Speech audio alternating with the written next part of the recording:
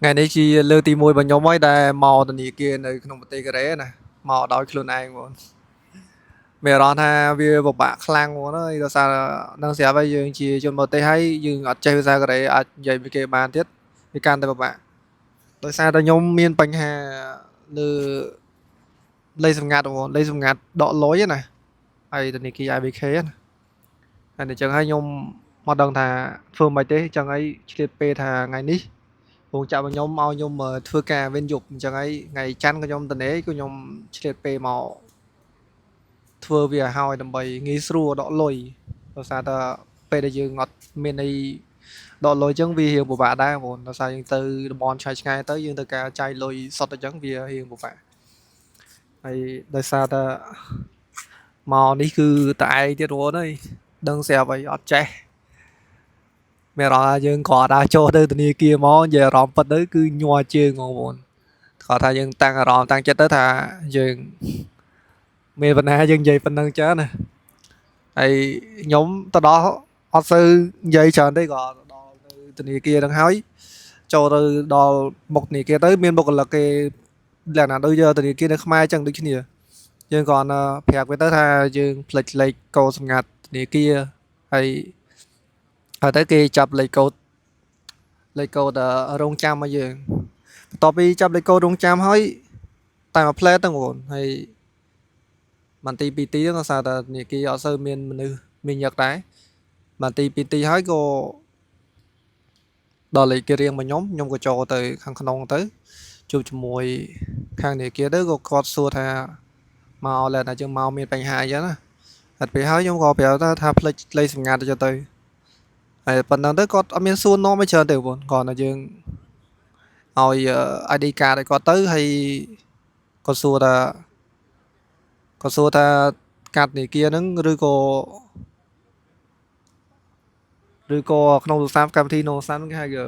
ដូចជាខ្ញុំរៀងភ្លេចទេកម្មវិធីក្នុងទូរស័ព្ទដកលុយក្នុងទូរស័ព្ទផងបង banking បងប្អូន banking គាត់ថាមានបញ្ហា banking ឬក៏កាតចឹងណាហើយទៅខ្ញុំប្រាប់ថាផ្លេចលេខកូដកាតចឹងទៅគាត់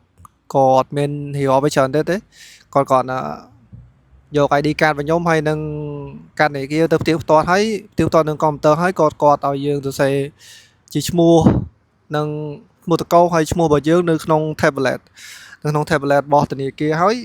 save ឲ្យជា2 3លើកហើយនឹងក៏ឲ្យយើងបំពេញលេខកូដថ្មីដូចជា3លើកទៀតតែប៉ុណ្្នឹងហើយគាត់ថាហើយរួចរាល់ហើយចឹងណាហើយពេលហើយយើងមកចេញមកក្រៅមកដកលុយមកបានធម្មតាហ្មង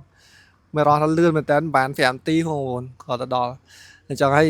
បើសិនជាបងប្អូនមានបញ្ហាដូចខ្ញុំចឹងបងប្អូនអាចទៅខ្លួនឯងក៏បានដែរបងប្អូនខ្ញុំគាត់ថាវាមិនសូវជាពិបាកបានទេដោយសារនេះបបសូទី1ដោយសារខ្ញុំទៅនេះក៏ខ្ញុំបានសុំបងប្រុសដែលគាត់ធ្វើការនៅរោងចក្រមួយខ្ញុំដែរសុំគាត់ឲ្យគាត់ជួយបោកប្រែឲ្យចឹងណាដោយសារតែគាត់ល្វល់ផងហើយអត់សូវចោលរំខានគាត់ដែរហើយក៏ខ្ញុំព្យាយាមសាក់ចូលមើលនិយាយខ្លួនឯងចឹងណាហើយក៏ចូលទៅក៏ខាងនេះគេក៏គេមិនសូវនិយាយច្រើនដែរដោយសារតែយើងមានបញ្ហាតិចតួចចឹងណាហើយដល់ពេលហើយក៏គេរៀបចំឲ្យតាមហ្នឹងទៅក៏រួចរាល់បងរួចរាល់ដកលុយបានធម្មតាទៅហើយក៏មានអារម្មណ៍ថាយើងសប្បាយចិត្តដែរដែលយើងអាចចូលធនាគារនៅប្រទេសកូរ៉េហើយចូលខ្លួនឯងណាយើងអាចដោះស្រាយបញ្ហាហ្នឹងបានអញ្ចឹងក៏មានអារម្មណ៍សប្បាយចិត្តដែរសំបីតែធនាគារនៅខ្មែរហ្នឹងក៏ខ្ញុំមិនសូវហ៊ានដែរបងមានអារម្មណ៍ថាវាខ្លាចដែរដោយសារយើងអត់សូវធ្លាប់ចូលចឹងណាហើយតម្រាំតែធនាគារនៅកូរ៉េទៀតបងប្អូននឹងស្រាប់ហើយគឺកាន់តែផិតភ័យខ្លាំងទៀតហើយវីដេអូនេះខ្ញុំមានតែប៉ុណ្្នឹងទេបងប្អូនហើយជួបគ្នានៅវីដេអូក្រោយទៀតហើយបើសិនជាបងប្អូនមានបញ្ហាដូចខ្ញុំកុំភ្លេចទៅទាំងអស់គ្នាបងប្អូនហើយធនាគារខ្ញុំចូលមកធ្វើនេះគឺធនាគារនៅខាង IBK នៅខាងគីមឆនបងប្អូនហើយអរគុណច្រើនបងប្អូនទាំងគ្នាជួបគ្នានៅវីដេអូក្រោយទៀត